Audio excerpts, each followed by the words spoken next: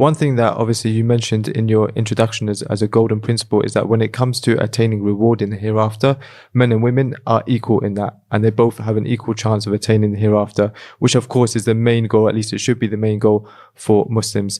Having said that, there is a hadith that I'd like to ask you about and quiz you on, because how can you claim that if we have a clear-cut hadith in Sahih al-Bukhari where the Prophet ﷺ said, "O women, give sadaqah, as I have seen that the majority of the dwellers of hellfire are you women." Doesn't this clearly prove that actually there's not even an equal chance in the akhirah, because that most women are actually going to end up in the hellfire? This is a very important hadith you mentioned. Very important hadith. The hadith, as you mentioned, the Prophet ﷺ said, "Ya ma'ashar an-nisa tasaddaqna wa akthirna al-istighfar.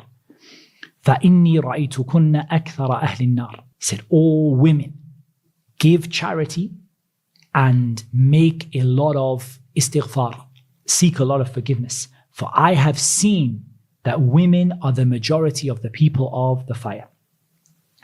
I think the first question we have to ask here, the hadith is a long hadith, we'll come back to it, but the first thing we have to ask is the reason that she is in the fire because she's a woman? That's not the case. In fact, the Prophet ﷺ mentioned specifically the reasons why that person is taken to the fire.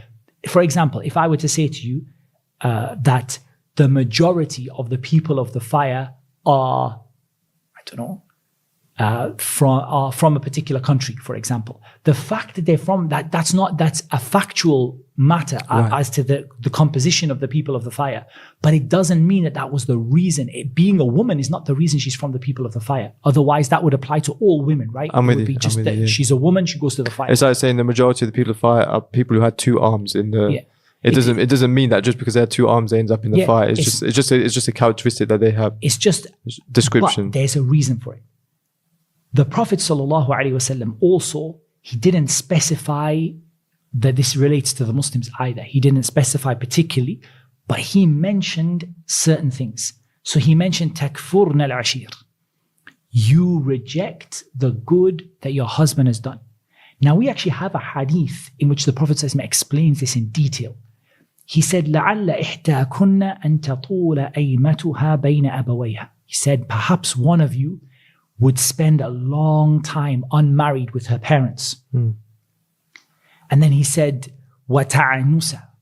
And she would become really, like a woman who struggled to get married. She can't get married. فَيَرْزُقَهَا اللَّهُ عَزَّ وَجَلَّ زَوْجًا.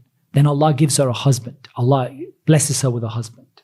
وَيَرْزُقَهَا مِنْهُ مَالًا. And Allah gives her wealth from that husband. The husband spends on her.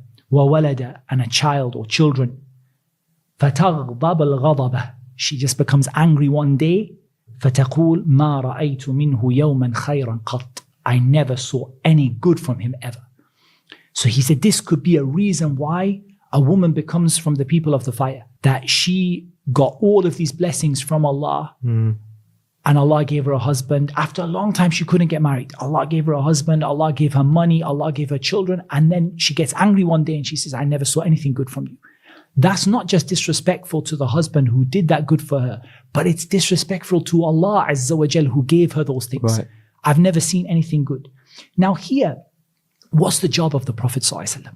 Prophet ﷺ was sent Bashiran wa Nadhira, to bring glad tidings and to warn people. He warned the men about certain things. For example, he said in a hadith, إِنَّهُمَا يُعَذِّبَانِ وَمَا يُعَذِّبَانِ فِي كَبِيرٍ. These two people are being punished and they're not being punished for something which people think is major. And he mentioned one of them didn't keep themselves clean when they went to the toilet, and the other one used to spread gossip among the people. Many times the Prophet warned, these people will be in the fire. This person will be in the fire. He's warning them. And he's giving them a solution. Give sadaqah, make istighfar, so that you're not among these people. I've seen all of these women in the fire, and they're in the fire for certain reasons. One of the things they're in the fire for, the Prophet ﷺ mentioned in the hadith, تَكْثُرْنَ اللَّعْنَ, that you curse a lot. That the person, they get angry and they curse, they say, they bring the curse of Allah, a curse of Allah upon their children, or the curse of Allah upon their husband, or the curse of Allah upon people, and then it comes back upon them. So the Prophet ﷺ said, I've seen this is going to happen. So I don't want you women to be one of those people. Okay. I don't want you to be like that. I want you to be different. So I'm going to tell you the solution. First of all, I'm going to tell you why it is so that you can try to check that from yourself. And if it does happen, I'm going to tell you how to get out of it with sadaqah and with istighfar. And in reality, there are ahadith, as we mentioned, many ahadith in which the Prophet ﷺ mentioned reasons why men are from the people of the fire. We mentioned as an example the hadith of the two people being punished in the graves. For example, do we think that most women will go to the hellfire, for example, because of riba?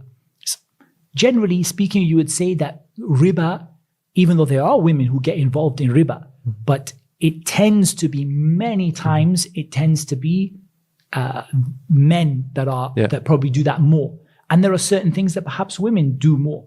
So for example, the Prophet ﷺ mentioned that whoever guarantees for me what is between his two jaws and what's between his two legs, I guarantee for him Jannah. That's something that is characteristic or it's typical of men, right?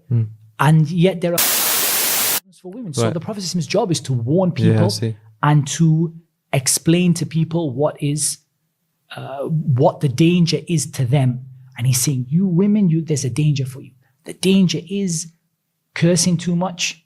The danger is that you disregard or you are ungrateful to the blessings you've been given. And when you're ungrateful to the blessings you've been given, ultimately that's ingratitude to Allah because He's the one who gave you those blessings. So that's how I see that particular hadith, and that's how I think it should be understood.